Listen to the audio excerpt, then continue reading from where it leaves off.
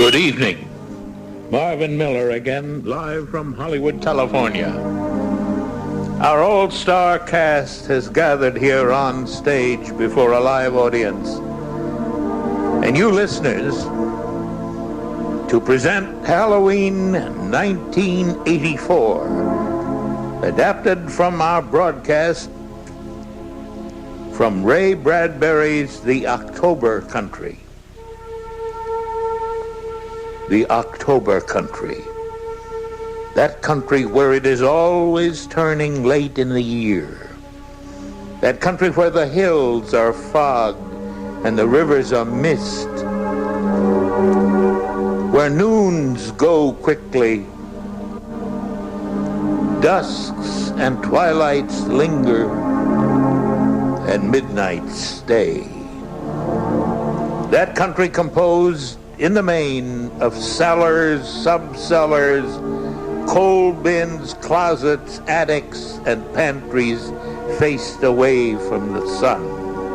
That country whose people are autumn people, thinking only autumn thoughts, whose people passing at night on the empty walks sound like rain.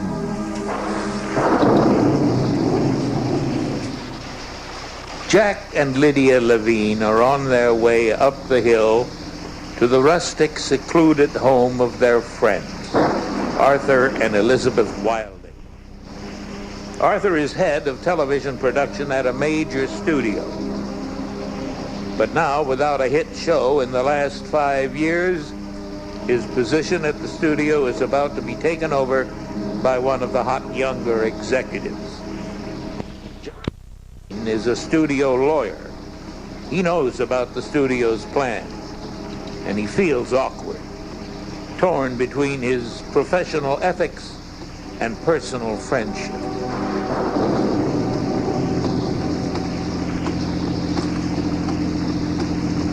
How awful for Elizabeth. I know, I've dreaded going tonight ever since I heard about it. Are you going to say anything? I don't think so. Let's not spoil their party. But you know, Arthur's gonna rant about the series he wants to do next. Guaranteed biggie, he'll say, and of course, he won't know. It's a tough business, my dear.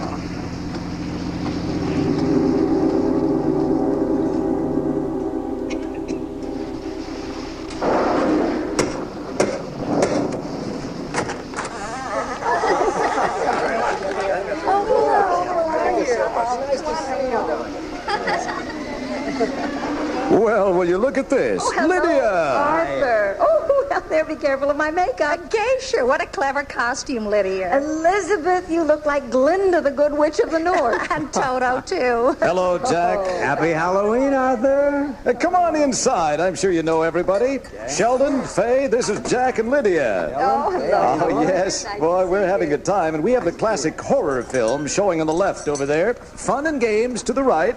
Straight ahead, the bar. Campari and soda. That one for Lydia, too, thank you. Oh, no. Did you dig up that hideous movie again this year? What's it called? I married a monster. Hey, this is the good part.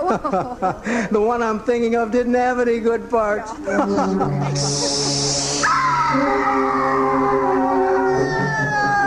I only hope breaking in. Hurry, man, hurry! Oh, he's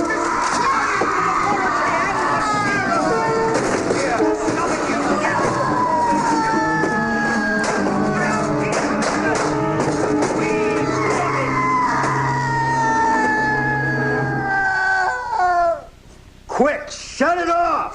Wait, I want to see what happens to the girl! You know, that's every bit as awful as I remember it from last year. Well, you go ahead. Go ahead now, laugh. What do you know about vintage cinematic horror? Arthur, I know what I like. Well, come on then. Let's all go into the library here. You gotta see this. Elizabeth is setting up my new Trivial Pursuit game for another round. Hey. Yeah, over here. What is this? Well, you're familiar with the hottest game in town. Sure, but not this. Is it the silver screen edition, the baby boom edition, the Genesis edition? What is it? Well, none of the above, actually. You're off to a bad start, Jack. It's the Halloween edition. The Halloween edition? A Wilding original. Yeah, Arthur's always hated bobbing for apples. Hey, Lydia, join my team, will you? We'll beat them all. All right. Okay. 5. 1. Oh, boy. Come on, 6. Roll those dice. Oh, my God. Oh. Listen to this, will you? If you throw a witch in the water, will she either sink or swim? I know the answer to that one. It's a no-win situation. If she floats, she's a witch. If she sinks, she's innocent. Dead of drowning. Go on, roll again. Whoa. Blue. Oh, that's a geography question. Would someone like to do the honors? All right, Count Dracula makes his home in what Eastern European country? Oh, home is wherever he hangs around. Transylvania. Uh-oh, he's on a hot streak now. 3. 1, 2, 3. Ladies and gentlemen, the category is literature. Would someone read the question, please? Here, give it to me. All right, Neem, the master of horror, who plotted his own demise in 1955. What category is this? Peter Lorre. Come on, no stalling. This is a literature question. Yeah, well, the master of horror, Edgar Allan Poe, right? No, it was, not 1855. No, I it say was- it was H.P. Lovecraft. No, it was. I'll tell you, it was 1955, not 1855. Well, then it was Lovecraft. Well, my dearest friends, for such an august assembly of awesome acumen, well, frankly, I'm very shocked. Have you totally forgotten the name Dudley Stone? Who are you talking about? Dudley Stone, the master of horror. Surely you recall his short stories. Not me, Arthur. Oh, God, I remember those nights, covers pulled to my chin, gobbling up his tales of terror until dawn, too afraid to sleep before sunrise. He was quite a storyteller, specializing in the macabre. Yeah, so what happened to him? Well, he disappeared. No one knows for sure. They think it was suicide. They never found his body. Hey, you know, maybe I do remember your Dudley Stone now. Just a minute now. Amelia Earhart and Judge Crater may have found a fellow traveler in Dudley Stone. Maybe they're all missing somewhere together. Have you ever thought of Whose turn is it? I'm not sure. Yeah, let's get it on. Well, just a minute here. Wait. It occurs to me that I have some of his stuff here for just such an occasion. Oh, boy, here we go. All right. Now, why don't you put away that game and fix yourselves another drink right now? Sounds like we're in for a bedtime story. I just love Halloween. It's my absolutely favorite time. But what about the game? I'm ahead. Where you going? Here it is. I knew it had to be here. Look at this. My old copy of the collected works of Dudley Stone. All right, now listen to this. I say it's as good as anything Stephen King's done lately. It's called The Emissary. The emissary? What's it about? Well, if you ask him very nicely. Oh, no. Do you have to? Really, it's really about a very sick little boy and his dog. Now listen. Martin knew it was autumn again, for dog ran into the house. You know, I'll never forget hearing those same words from Dudley himself. Really, only he could do them justice. Ran into the house, bringing wind and frost, and a smell of apples turned to cider under trees. The dust of goldenrod and the odor of burning leaves wound in his dark clock spring coat.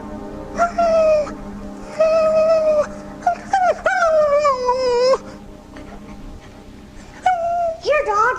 Here. That's it, dog. Jump up. On the bed.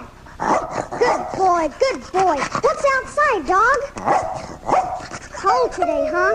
Not anything like summer was. What'd you bring me? Come on. What you got in your coat, boy? What's this? Huh? A piece of fern, a blackberry vine. Hold still. Some marsh grass. You've been down by the cemetery, haven't you, boy? Martin? Martin, what is that dog doing on your bed? Nothing, Mom. Well, he belongs on the floor. Now, that dog's all wet and filthy. It'll give you a chill. He's all right, Mom. Really? Now, Martin, you know what the doctor said. Yeah. Now, you must have your rest if you're going to get any better. Come on, down, boy. Come on. Will you tell that dog to get down? It's time for breakfast. Here, I got you some nice toast and cocoa. Don't feel hungry. It's Thanks, hot. Mom.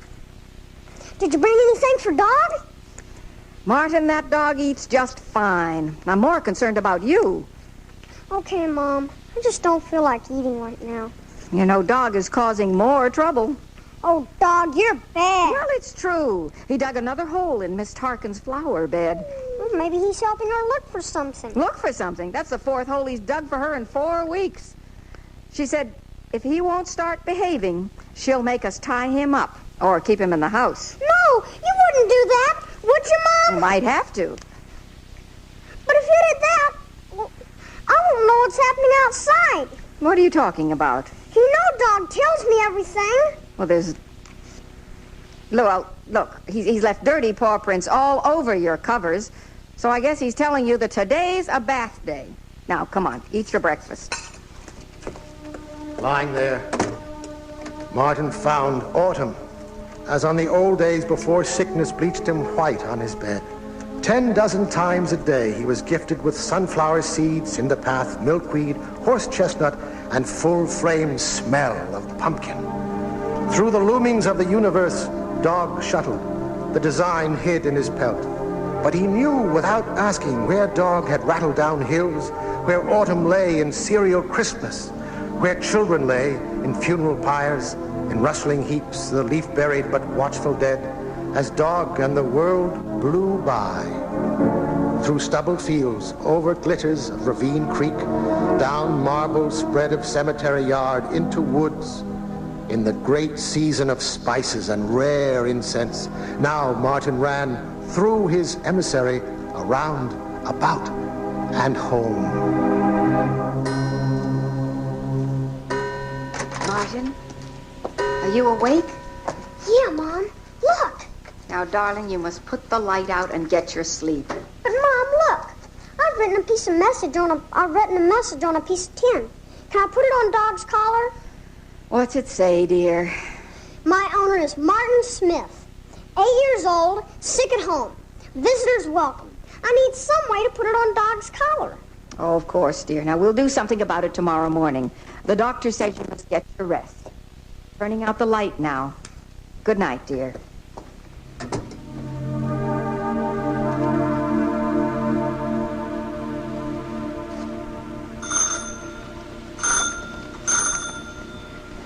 Just a moment. Oh, I am so glad to see you. My goodness, Dog. Oh, Martin, you won't believe it, but Dog has brought you a visitor. He has? Who is it? Mr. Holloway? No, Martin, but I'm sure you'll be glad to see who it is. Hello, Martin. Your dog told me you wanted company. Hello, it's me. Miss Haight! My dog, Miss Haight! Oh, thanks for bringing Miss Haight, Dog. Well, I'm always glad to visit you, Martin. I brought you a little something. Thank you, Miss Haight. Orange cupcakes. Yeah, I thought you'd like them. Oh, and your buddies at school send you their love and their best wishes for a speedy recovery. So how are you feeling today? Oh, I'm fine. But I miss school. I don't want to fall behind. Are you keeping up with your assignments? Yes. Every day I try.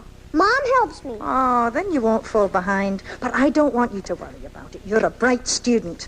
Well, now, what shall we do? Would you like a game of checkers? I don't know.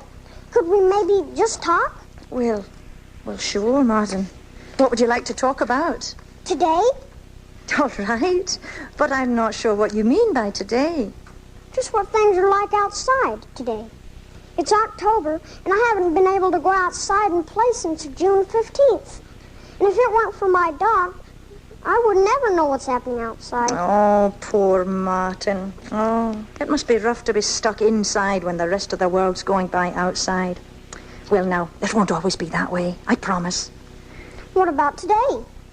Well, now, let's see. You can feel the frost in the air and the leaves. Well, you can see the leaves from your window. I know about the leaves. Dogs bring them to me when they catch in his coat. And I can smell the pumpkins on him when he's been in the patch. Then you know what Dog is? No. What? Your emissary. You see, you can't go outside and play right now But Dog can. And when he comes barking back to you, he tells you what's going on outside. Dog! Oh, Dog! You're my emissary! That's right. So now, hey, how about those checkers? Can Dog play? What, 2 against 1? That's not Dog! fair. Checkers! Here, Dog! Pay attention, Dog. Miss Hater's good at checkers. I'll be red. All right.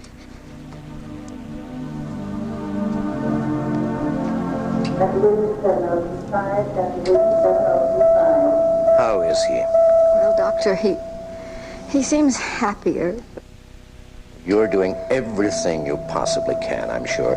Martin's visitors are doing him good, and his spirit is much better, and that's important. His body is weak. The treatments aren't doing much good, I'm afraid. Well, then stop these awful things. Oh, Doctor, there must be an answer.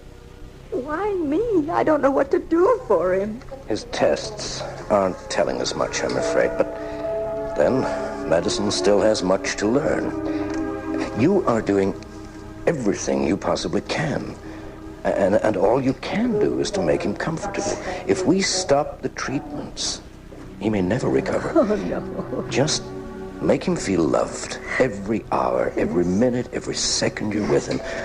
The longest life is just a microsecond in history, but what endures is the love.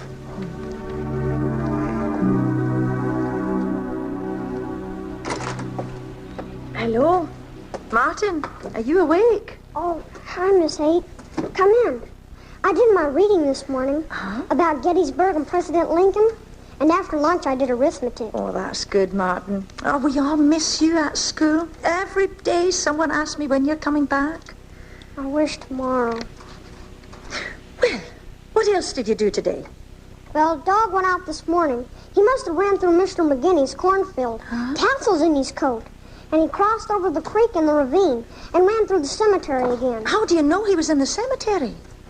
Because he came back with a purple petal from Mrs. Rose's hymnshawl. Put wife's on his grave. You know, Mom says she's been dead for 20 years.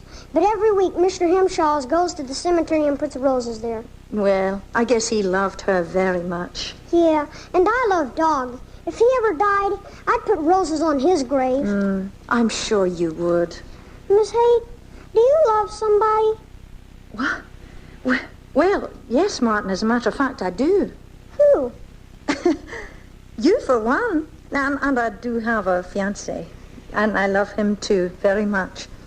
Do you know, we're going to get married in December, and then I'll be a real missus. Who is he? Well, I think you know him. Joe Higgins. That's okay. He coaches my baseball team. There, you see. Oh, he's a lovely man. And I'm glad he asked me to marry him. Maybe, if you're able to, you can come to the wedding. It's going to be in the White Church up in the Hollow. Dog and me used to walk through the woods there before. Oh, Miss Haight, Joe Higgins is here for you. Oh, thank you. I asked him to pick me up here. I have to go now, Martin, with lots of shopping to do. That's all right, Miss Haight. Could you bring Joe with you tomorrow? Yes, of course I will. Maybe you two can talk about next season. Oh, and I'll bring some cupcakes. Orange ones. All right. Bye-bye, Martin.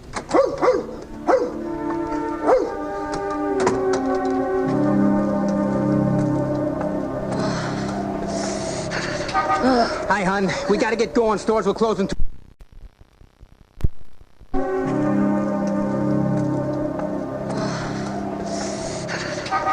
Hi, hon. We got to get going. Stores will close in 2 hours. Oh, it's freezing. Buddy could catch his death tonight, couldn't he? Hey, how's Martin doing? Well, he's a fighter. Yeah, sure. Here, I'll get you the door. Thank you. Poor kid. Let me visit him next time, okay? Yeah, all right. You know, I promised he'd see you tomorrow, and I plan to bake him some cupcakes. Well, I definitely want to be in on that action, my dear. Oh, Joe.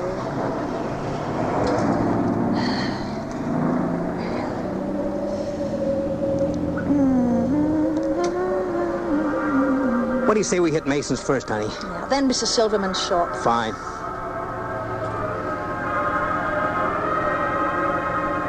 You know, Joe, bridesmaids said they'd pay for their own dresses. Hey, that's great.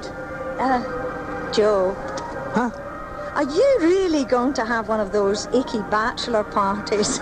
Marianne, it's traditional. Oh, honey, I still can't believe it. Just 2 months away. Hey, come here. Give me a kiss. Oh, Joe. Yeah, Joe, be careful. Joe. Black ice! Joe! Hang on!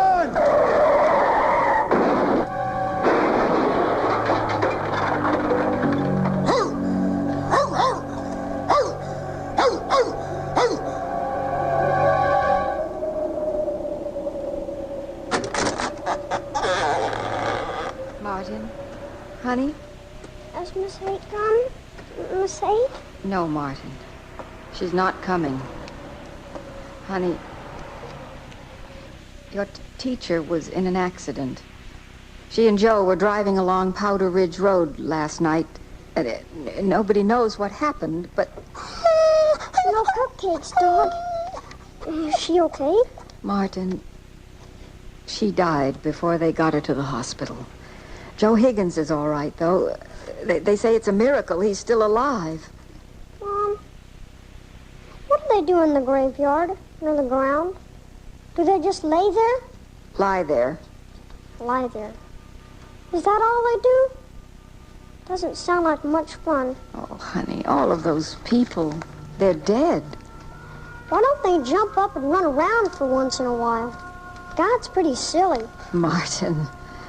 Well, you'd think God would treat people better than asking them to lie underground forever. I tried to get Dog to play dead once. Pretty soon he started wagging his tail, and then he jumped onto my lap. Why can't those graveyard people do the same thing? Bet that's exactly what they do. Oh, now, be still with that awful talk. Oh, Mom.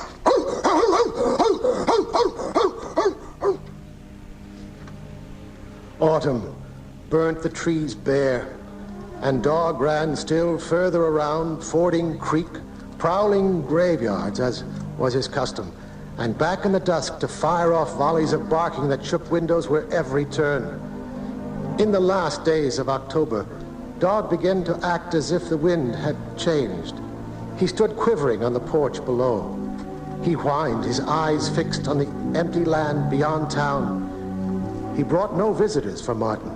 Sometimes he'd shoot away, as if someone had called, but then would return later with no one following. Each night, Martin would sink deeper and deeper in his pillow.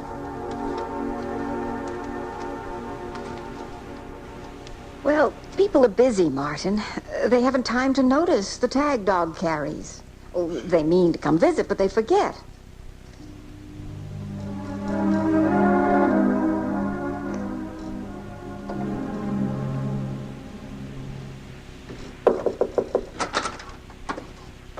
We can't find him, Martin. No one's seen Dog since Friday. And the last one was Miss Tarkin down by the cemetery. But that was 3 days ago. Somebody must have heard something. Not a soul. All the kids are out trick-or-treating, and no one's seen him. Dog is my emissary, and I love him. Without him, I won't know anything. Well, honey, we'll keep looking. He's a smart dog. He'll find his way home. Don't you worry. Martin, please?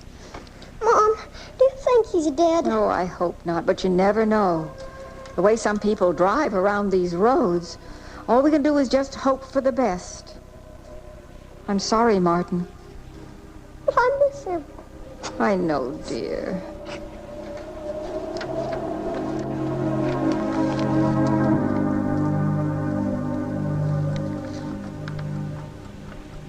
It's been a week since that dog ran off, Nancy.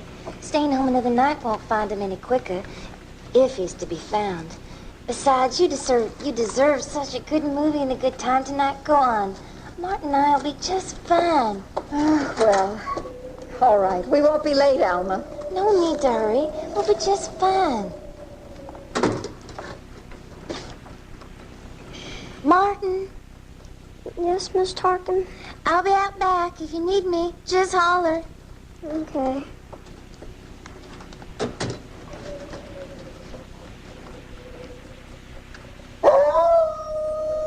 It's Dog. He's coming home. Come home, boy. Oh, Dog, where have you been? bad dog. Good dog. Home, boy. Hurry. Wicked dog, run off and gone all these days. Come home now. Bring what you can. He's downstairs. He's stuck outside. Oh, no. He can't get in. Dog, don't run away again. He's in. Dog, come here, boy. Come here, boy. Oh, dog, where have you been? What have you done? Dog, dog, good boy, where have you been? Dog, you smell awful. The odor coming from Dog was different. It was the smell of strange earth. It was the smell of night within night, of things that were long hidden and decayed. What kind of message was this from Dog? What could such a message mean? The stench, the ripe and awful cemetery earth. Dog was a bad dog, digging where he shouldn't. Dog was a good dog, always making friends. Dog loved people. Dog brought them home.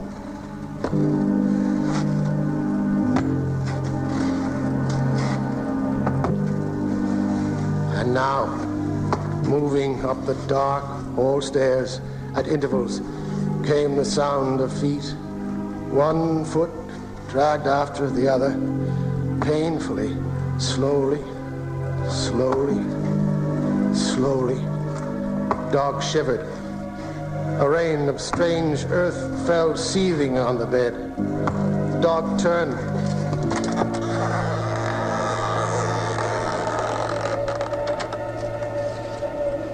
Martin had company. Martin had company.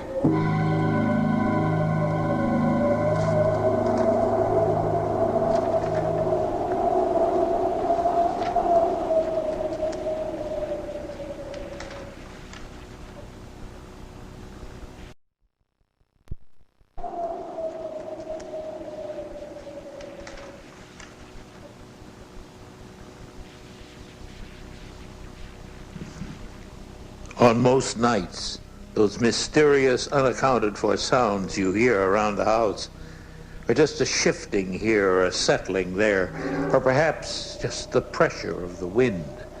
And the wind itself on most nights is just the wind. But on other nights, especially on this Halloween night, the wind is never just the wind. You all stay right there, and we'll be back in just a moment. A live radio drama celebrating Halloween 1984 will continue in 1 minute. Halloween 1984, the October country continues. I'm Marvin Miller. Arthur Wilding had just finished reading to his guests from the collected works of Dudley Stone. Arthur is obviously taken by rereading one of his favorite authors. And, well, let's go back in and join them. Wonderful, wonderful. Oh, the man's style. His economy of words. What elegance. What a writer. Oh, Arthur, the bristles on my broom is standing on end. You know, really, it's odd. In his day, he was far from a nobody. It would be like Salinger or Bradbury just vanishing into thin air today. Jimmy Hoffa. Maybe there was foul play. Maybe the master of horror scared himself to death. Right, I don't know. Yeah. Come on now, honey. We better be going. You got a big day tomorrow. Yeah, that MGM deal. But, Arthur, I want to see that satellite TV gizmo of yours before we go, okay? Well, sure. Come on. It's in front. Here we go. You can't imagine how many channels I can get now. Such resolution.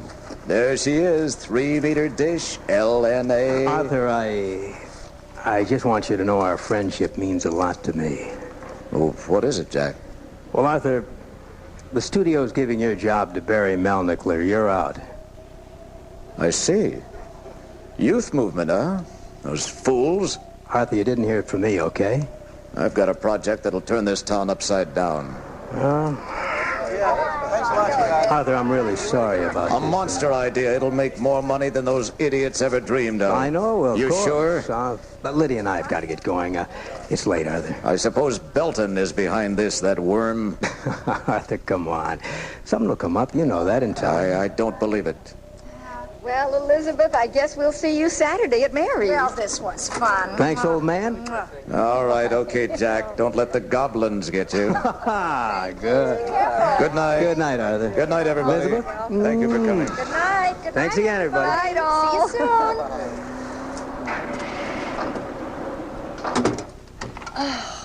Oh, I'm beat, Arthur. Let's go to bed. No, I've got Dudley Stone on my mind. Oh, well, in that case, you make sure you don't disappear yourself. I'll see you later, okay?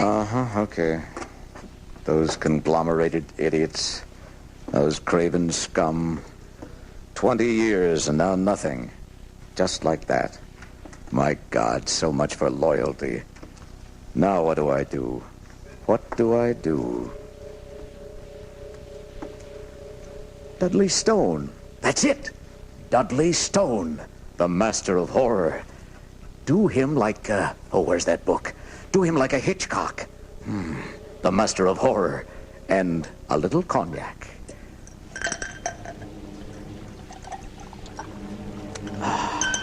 Yes, that Napoleon lifts the spirits. Dudley Stone. Made for TV. I can do an anthology. The Twilight Zone of the 80s. Great. But who's got the rights? Who's got the rights? This stuff is going to make me rich. The Last Laugh. I'll go independent. Those studio jerks. Let's see. What other stories are there? There must be 20 in this collection alone. There Was an Old Woman by Dudley Stone.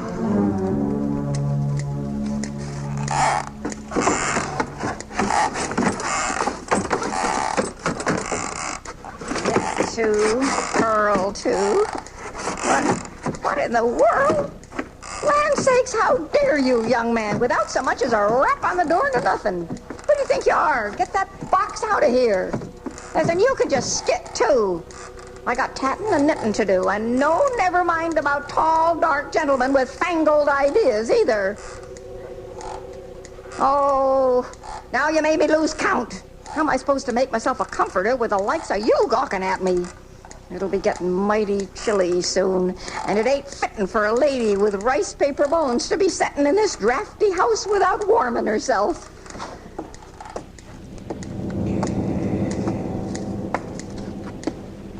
Wait. May I sit? Well, that's an antique chair. Now, you be gentle. And stop staring at me with those funny lights in your eyes. Lordy, it gives me the collywobbles.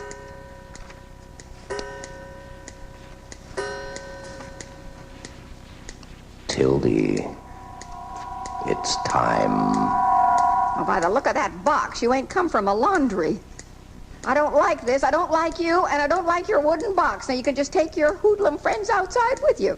Things aren't always what they seem, Tildy. You're up to no good, Bright Eyes. You can forget it. Scoot! Shoo! All right, then you can just sit there till Hades freezes. My Emily's coming. My niece. She's coming this afternoon, and she'll shoo you out of here so fast you won't know what hit you. Tildy, how about resting? I will not. Especially with a scoundrel like you. I'm calling the police. Tildy, give me your hand. Don't you Tildy me, young man. Now, you mind your manners. I'm a lady, right and proper, and I got no time to lollygag with the likes of you. I got 100 comforters, 200 sweaters, and 600 potholders left in these old fingers. Come back when I'm done. Maybe I'll have time for you then. Tildy, it's time. Where's Emily, my dear, sweet niece Emily? Hair like yellow corn tassels, soft and fine. She'll take care of you. Her mother died, you know, some 20 years ago. And left that poor, sweet child to me. I never heard of people dying for any good cause. Young man, I don't like this. I don't like this at all. Skedaddle. I'm sorry, Tildy. Time.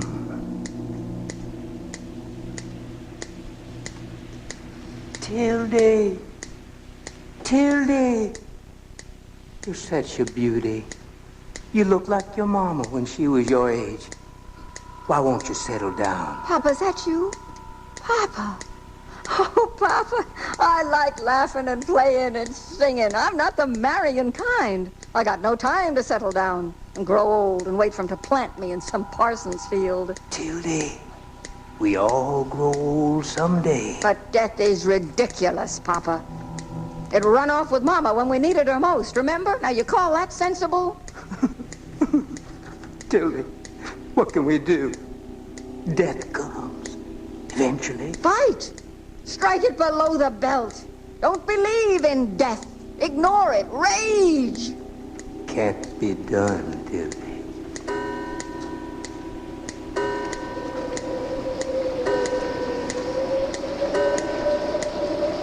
There's got to be a change. Why, it's just silly that people live a couple years and get shoved like wet seeds into a hole. Nothing sprouts. You lay there 1,000,000 years helping no one. Papa, you listening to me? Papa! Please don't go, Papa. Stay with me. I know I'll beat it. Oh, it's so cold. Where did Papa go?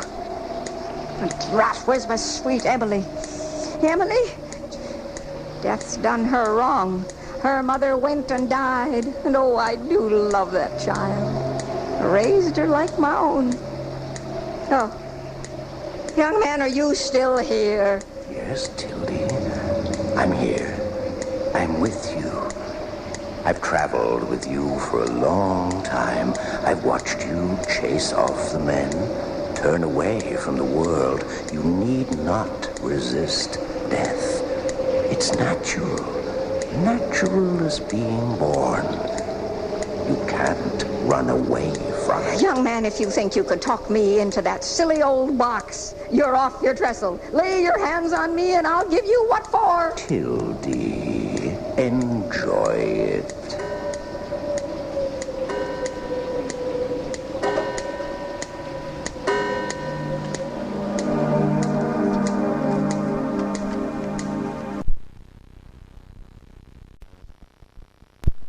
Well, I'm sure that clock chimed 4 times just 5 minutes ago. Don't you have any other appointments, young man? Yes? Well, then you won't mind if I show you the door. I'm feeling a touch of the chills, and I want to rest up before Emily gets here. Just rest up for Emily.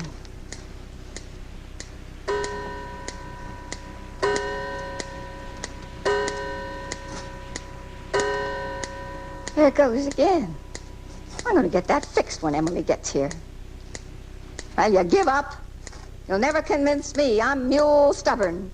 And don't bother coming back neither. I shan't be back. I always told Papa I'd win.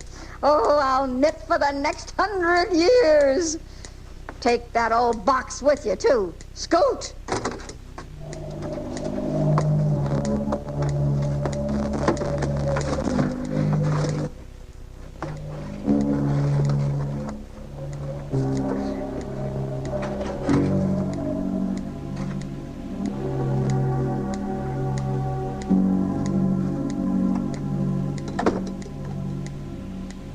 Goodbye and good riddance.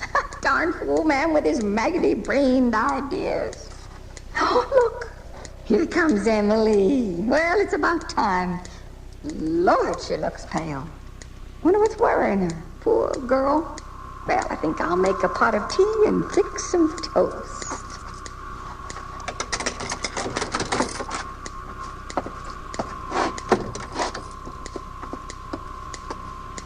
Emily? Emily, I've been waiting for you. Emily? Emily, what are you staring at, child? No. What's wrong, Emily? No. Stop screaming, Emily, stop screaming. Get up off the floor. I won't hurt you. Emily, what's wrong with you? Oh, my child.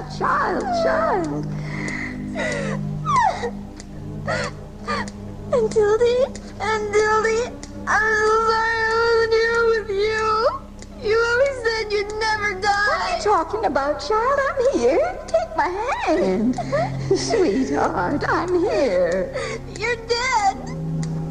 You're dead. And a Goshen, Emily, take my hand. Such nonsense. Oh, my God. How can this be? That fibber, that sneak thief, that dog fiend, he stole it. He toted it away. Why, never. Child, get up and fetch my bonnet.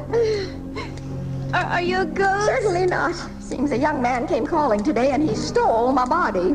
Well, he may have my flesh and blood, but I still have my soul. Come on.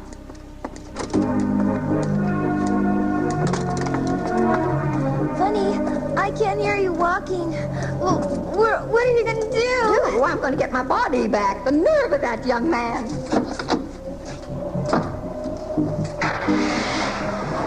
Hurry up, child, hurry. We gotta find my body before they squirt juices in my veins and dice and cube it the way them persnickety morticians do. They cut and sew, and it won't be no good to no one. I know. Oh, and I'm driving around the ghost of my dear Aunt Tildy. Now, that's enough of that talk. Now, quick, girl. Here, there's the mortuary over there. Just pull over.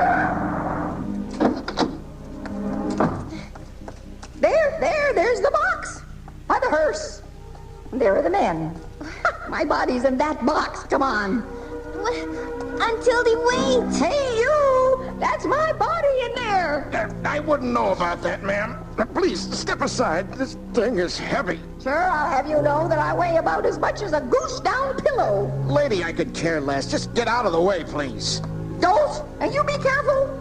You're tipping it. I want the person in charge. Hello? Hello? Madam, please, you're not allowed back here. This is a private area. Permit me to escort you back to the Chapel of Heavenly Repose. Thank you, sir, but I've come to retrieve my body. Your young man removed it in that wooden box. What young man? The one who came snooping around my house today, that's who. Madam, there must be some mistake. No matter, no mistake.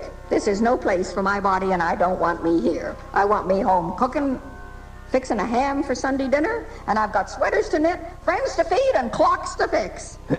Yes, I know you're upset at a time like this, but you must understand. We have work to do. A body has arrived. It must be prepared. You put so much as a fingerprint on that body, and I'll just have you put the...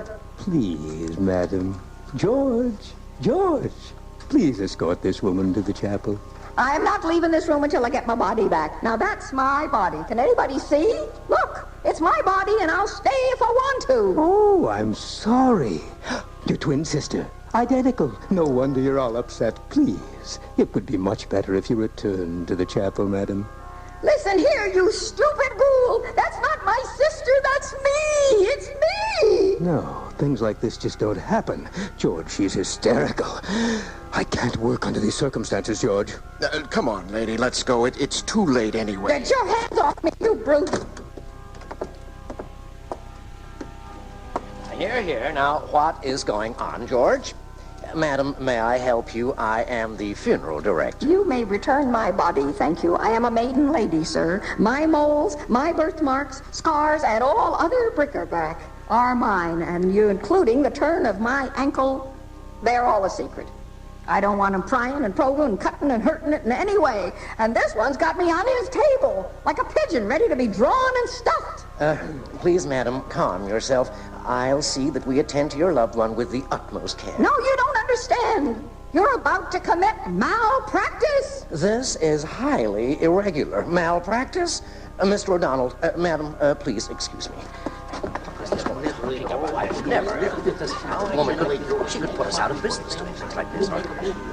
Okay, I'll talk to her. Okay, all right. Now. All right, madam. You can have your body back. Take it and go. Intact? As is. No formaldehyde? No formaldehyde. Blood in it? Blood, my God, yes, blood. If only you'll just take it and go. It's a deal. I'll see if I still fit into the old girl. What's she doing? Oh, this is impossible. I don't believe it. Cold. If people start doing Cold as this, the grave. completely out of business. Come alive, damn you. Raise up a bit. Hold your legs, old woman. see, feel, move, hear. And now,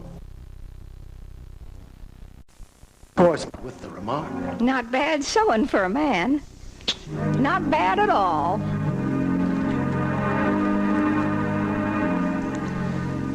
Well, they certainly don't need an announcer here.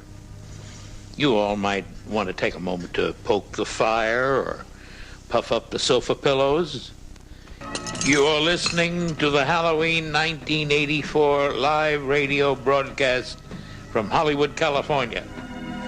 Tonight's performers are Robert Brown, Danny Cooksey, Barry Ingham, Casey Kasem, Gene Kasem, June Lockhart, Gary Owens, Lynn Redgrave, Frank Welker, and I'm Marvin Miller.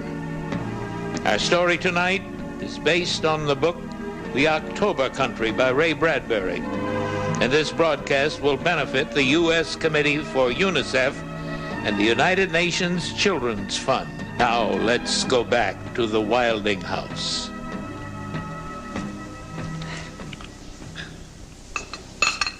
Coffee, darling? Not now. I'm busy on the phone here. All right, Manhattan. Number 4, Arkham House Publishers. A-R-K... what? Just a minute. Okay. Arkham, good morning. I'd like to talk to someone there about one of your writers, Dudley Stone. Come on, come on. Hello?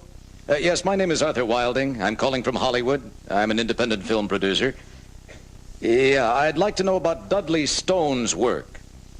Who owns the TV rights? Well, can you check? I know, yes. Dead since 1955. Well, where do you send the royalties? Jamaica? She's still alive? West Indies. What's her address?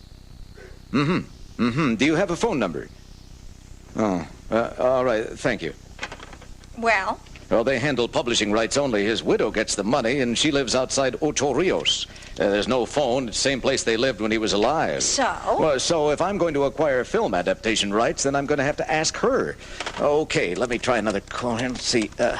Hello? Arthur Wilding calling.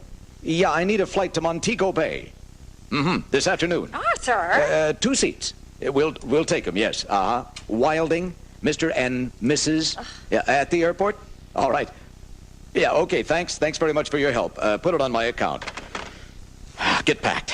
Honey! Elizabeth, I'm onto something very, very big. Last night, reading Dudley Stone, it hit me. No one's ever done Dudley Stone on TV. Elizabeth, imagine a series based on Dudley Stone. His stories, maybe you could mix them with his mysterious demise. Oh, baby, this is wonderful. Come, my Caribbean queen. We're off to Jamaica.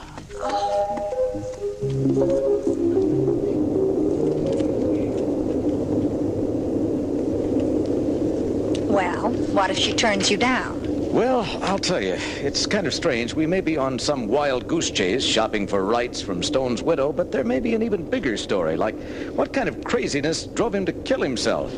But I don't think she'll turn us down. You know, ever since I picked up this book, it's like I know what's going to happen next.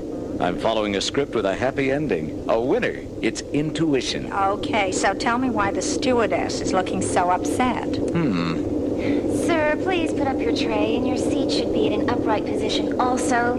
Don't clean your face with our pillow. Oh. And do put out your cigarette. Your briefcase goes under the seat. And fasten your My seat belt. Yes, yes. Folks, we're beginning our descent into Montego Bay. Should be at ground zero in 20 minutes. That's 22:25 local. Weather is clear, temperature at sea level, 77 degrees, that's warm. Winds from 300 at 10, dew point 52, pressure 26.5. 26.5? Taxi! Taxi! Taxi! We're getting absolutely soaked. Hang on, dear. We'll find something. Yes. Here we go. Just a second. Here. You going somewhere, man? Aren't you booked already? No, man. He's me mate. Well, get in. Hello, you're Americans, huh? Oh, Jamaica weather. Well, where you want to go? Well, we want to go to Ocho Rios. It's a place called the Stone Estate. Really, it's beyond Ocho Rios, outside a little town called Punta Diabla. Oh, no! Oh, not many people go to Punta Diabla. No, oh, I know, Mobe. This is a bad night for driving. Bad spirits. You stay at Great House near town tonight. No problem. Arthur, let's wait. Tomorrow morning it'll be light out. It's late now. I know what I'm doing. Arthur, I don't think this is even a taxi.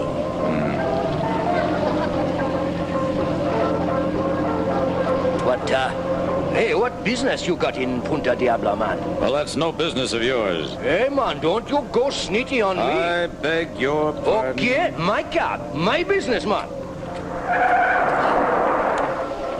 No tourists go to Punta Diabla. Out. Oh, you better tell them, Arthur. Look, I don't want to get out. I'm looking for a woman named Stone. She lives in Punta Diabla. Her husband was the writer Dudley Stone. I want to see her about doing a TV show.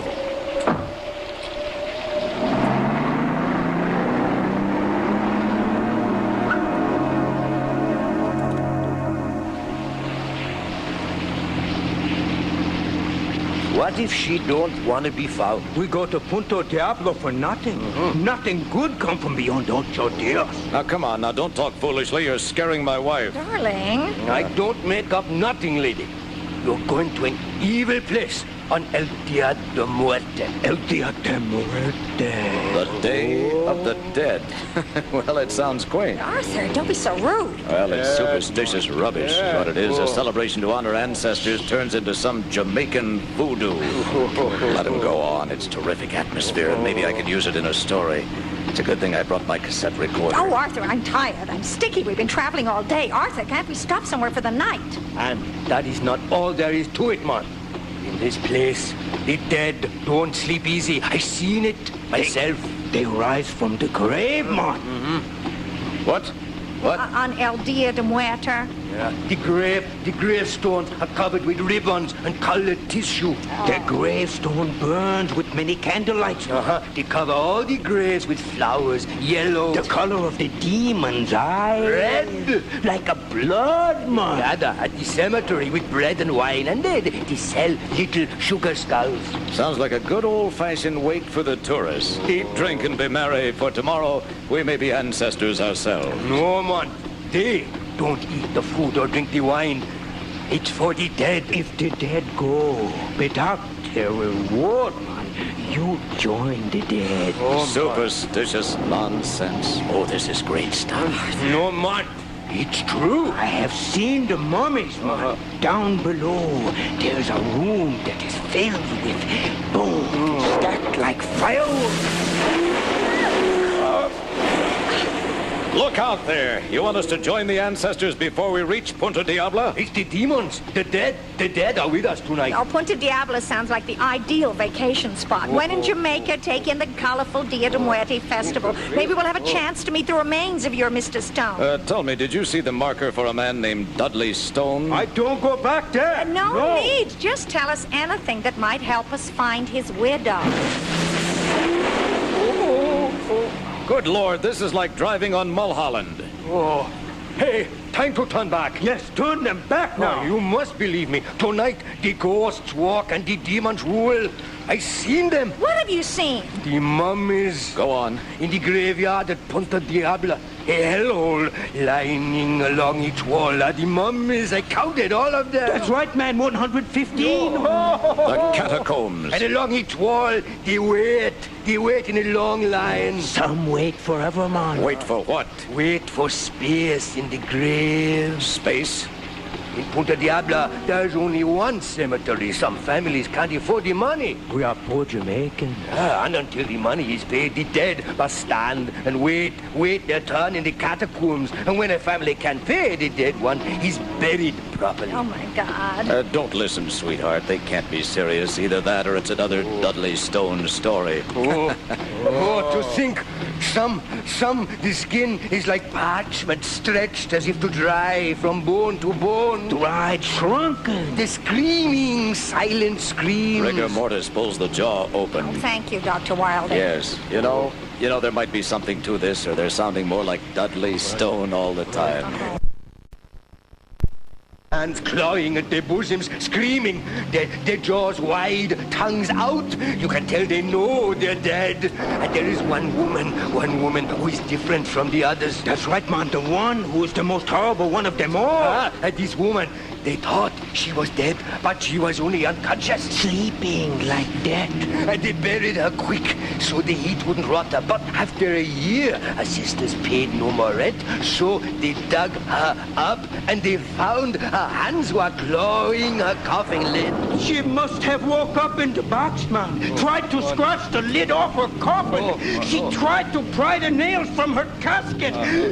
She suffocated in her own grave, man. Arthur, I think they're serious. I tell you, man, I won't go back there. I steer clear of Punta Diabla. We turn back now. No, keep going. I'll pay you well. No! You shut up, to God. You'll never see them with their jaws hanging down, huh? Or with their tongues hanging out like jeering children. Their hair, insane tangles like nests made by monsters. There's a man with his stomach open like a tree hollow, half of a uniform shredded, hanging from his shoulder. And brains shriveled inside broken skulls. That's enough! What now? This is as far as we go. Oh, yes. Arthur, I don't like that. Well, at least have the common decency to point us in the right direction. Out! Now what? Stay on the road until the road becomes sand. And then? Arthur, please. Remember, stay on the road. Well, what about your money? Here's your fare. Here's your fare.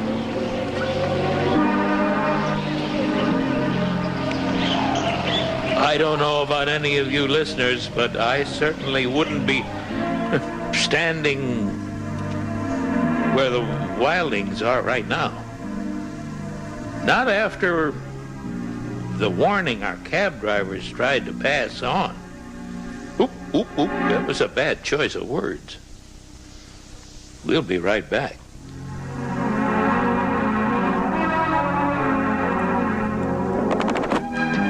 Hello, I'm Marvin Miller, and we are live at the Directors Guild Theater in Hollywood, California, with our presentation tonight of Halloween 1984's The October Country. I beg your indulgence now while I run down our present situation.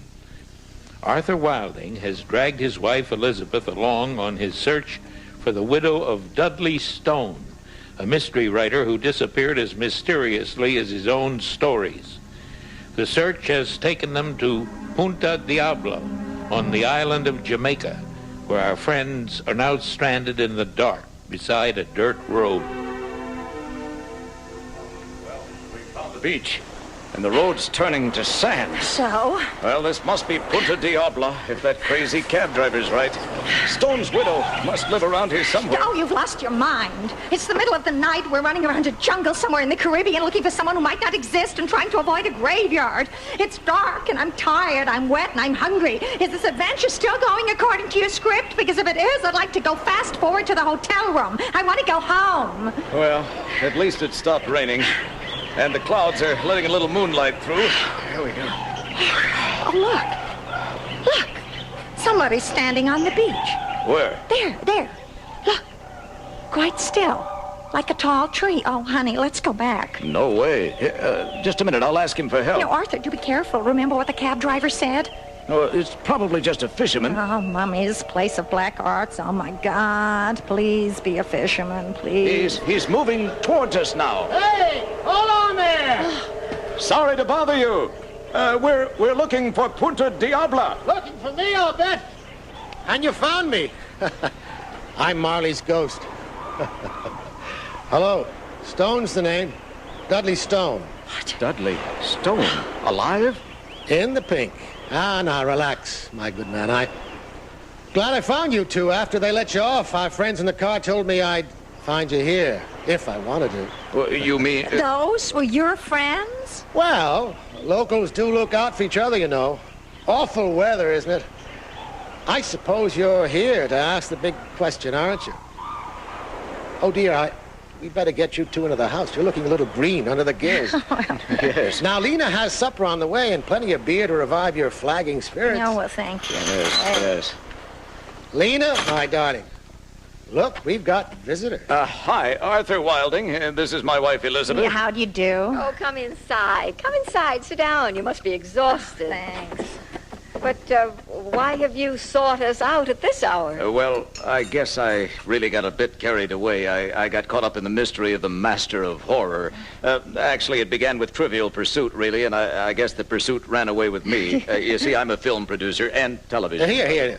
Here's a little local brew to set you straight. Oh, thanks. You know, I lost 10 years off my life when you stopped us on the beach. Oh, well, come on. Eat, both of you. I'm afraid all I have is some reheated chowder and bread. No, you're very kind. I've got 100 questions. Go on, eat. Well, I've kept you waiting long enough. You want the truth, don't you? Yeah, of course. I was murdered by a man with a gun 25 years ago, almost to this very day. Murdered? Well, you look very much alive, sir. Elizabeth, maybe the cab driver drugged us, and this is all a big hallucination of some kind. Maybe we're dead, too. Oh, my God. Lena, our guests look stricken. I think they require another red stripe. Now, dear friends, I don't want you to faint before you've heard about my murder or murderer. You may know of him. John Otis Kendall. John Otis Kendall, yes. Yes, it so happens we have. A few books in the 40s, burned out by the 60s, a minor writer, died very recently, didn't he? Yes, God rest him. John Otis Kendall, a writer of great potential. But not nearly as great as yours. Well, now, you just wait. You see, we were boys together. We swam in the same ponds, went to the same school. He was always a better student. Later, we did fair, both of us, and then I did better. And still better as time ran by. His first book got 1 good notice. Mine got 6. If I got 1 bad notice, he got a dozen. And all this led up to my murder. For it was John Otis Kendall who, in 1955, traded a few old clothes and some remaindered copies of his books for a gun. And came to my house in Maine to kill me. He really meant to kill you? Meant to hell, he did. With a bang. There he sat, John Otis, in that very same chair where you sit now. Behind him, Penobscot Bay in full lace, overhead a moon like a dish of cool cream, and across the table Lena laughing at everything I said or chose not to say. Both of us 30, life our magnificent carousel, and John Otis seated there, quietly taking the little blue gun from his pocket. I thought it was a cigar lighter of some sort. Yeah, but John Otis said quite seriously, I'm going to kill you, Mr. Stone. Well, what did you do? I sat there, stunned. I heard a terrible slam. The coffin lid in my face. I heard coal down a black chute. My buried door. They say your past hurtles by at such times. Nonsense. The future does. You see your face, a bloody porridge. I remember the moment just like it was an hour ago. But why, John? What have I done? Done? Now, John, what do you want? One thing more than anything in the world. To kill you and become famous. Get my name in the headlines. Be famous as you are. Famous. Be known for a lifetime and beyond as the man who killed Dudley Stone. You can't mean that. I do. I'll be far more famous than I am today in your shadow. Well, listen, no one in the world knows how to hate like a writer hates. God, I love your work. And God, how I hate you because you write so well.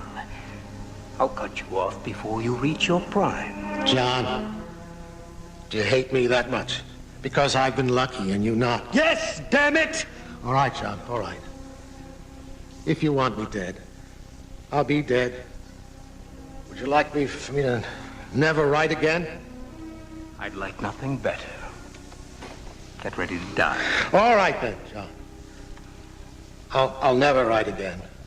What? John, we're old friends. We've never lied to each other, have we? Take my word. From this night on, I'll never put pen to paper. Why should I believe that? There are the only original copies of the 2 books I've been working on for the past 3 years. I'll burn the one in front of you now. The other, you yourself can throw into the sea. Here. No, no! From this day forward, I will not write ever again. How can you do this? To make everyone happy. To make you happy because we've been friends and we'll be friends again eventually. To make Lena happy because I'll be her husband again and not an agent's trained seal. And myself happy because, well, I'd rather be a live man than a dead author.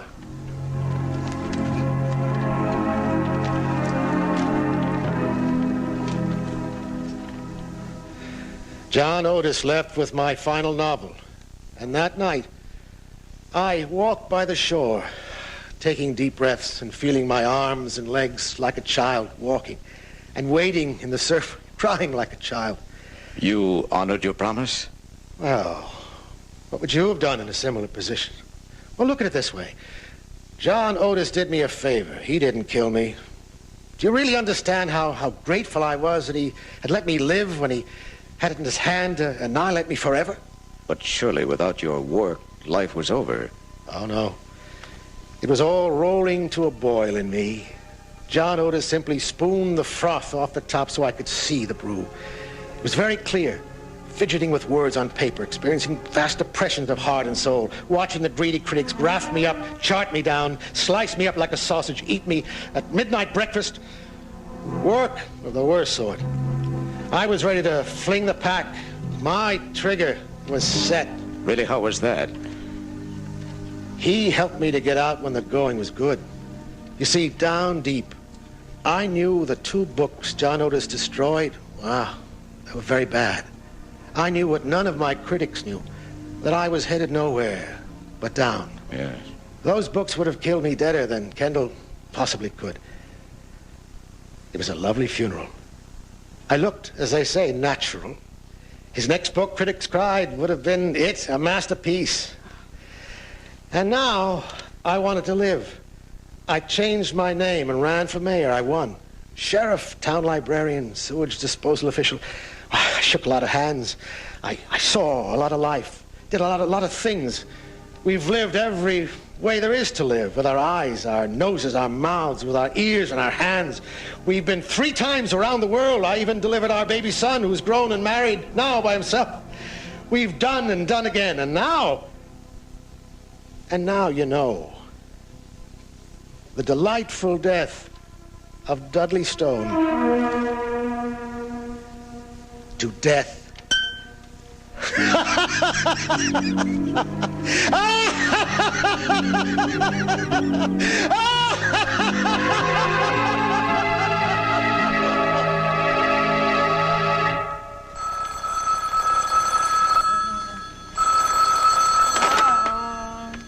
Oh, hi, Metro Republic. You're calling bright and early. Yeah, just a minute. Arthur. Arthur, where are you? Arthur! God. Have you been here all night? An empty bottle of brandy and Dudley Stone, Arthur. Arthur, wake up. Godfather, your boss on the phone. What's that? Well, good morning, Sleeping Beauty. Missed you last night. Have you been here the whole time? Oh, Elizabeth. What time is it? That's a little after 8. Here, come on. Let me plug the phone in right next to you. The boss of bosses wants you. Probably the latest ratings complaint. All right. Give me that. Arthur, what's got into you? Honey, sit down. How would you like a trip someplace? I mean a long, long one for both of us. I think the time has come for a change. I was thinking we might start down in the Caribbean or, say, Jamaica or somewhere, and then maybe we'll look around back east. Who knows? It may be the time has come to get out of this place permanently.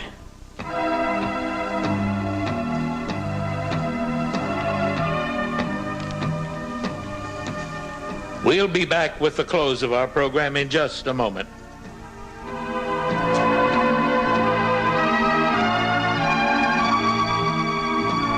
A live radio drama celebrating Halloween 1984 will continue in 1 minute. Another little hype. Our musical director is Ray Colcord. Sound effects performed by Tom Buchanan and Bob Mott. Our program this evening starred Robert Brown as Dudley Stone, Danny Cooksey as Martin, Barry Ingham as the doctor and gentleman visitor, Casey Kasem as Jack Levine and Jamaican cab driver, Jean Kasem as Emily, June Lockhart as Aunt Tildy, Gary Owens as Arthur Wilding, Lynn Redgrave as Elizabeth Wilding, with Frank Welker as the dog. And I'm Marvin Miller. Based on Ray Bradbury's book, The October Country, it was adapted for radio by Rick Liebert, Deborah Hanson, Jack Nerad, Sharon Benoit, and John Clark, who was also our director.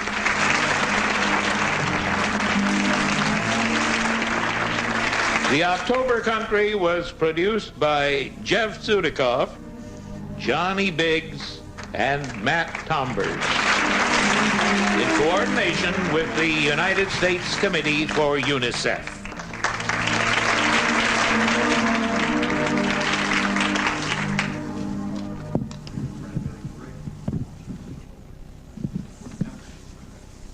It brings back several things. First of all, my interest in Halloween as a child in Waukegan, Illinois. It was my favorite holiday. So when I got out with the kids wandering around the town, those memories stayed with me for a long time.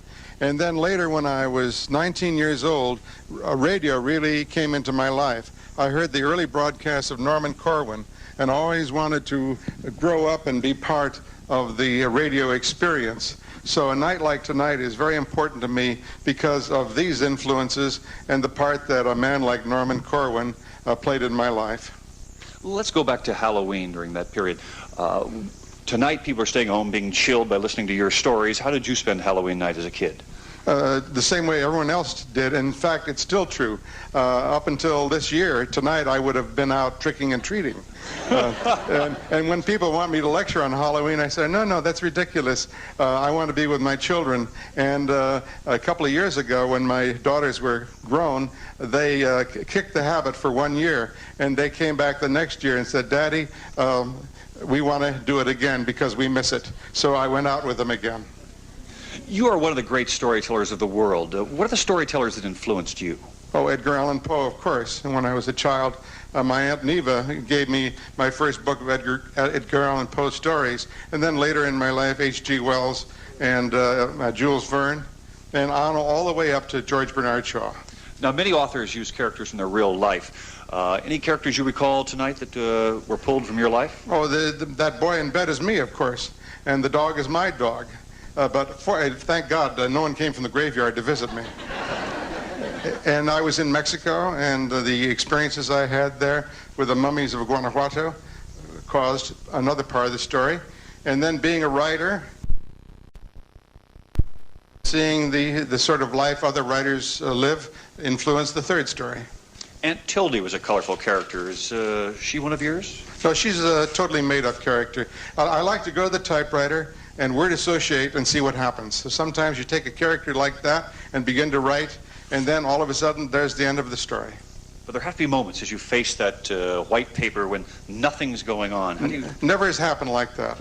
I started to write when I was 12, and I've written every day of my life since, and no dry spells, because I keep shifting gears all the time. I like to write fantasy, I like to write weird tales, I like to go off to Mars, and if a story doesn't work out, I drop it and do something else.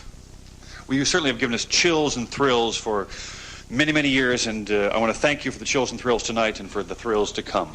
I want to thank everyone here for this lovely production. Thank you. Thank you, Ray Bradbury.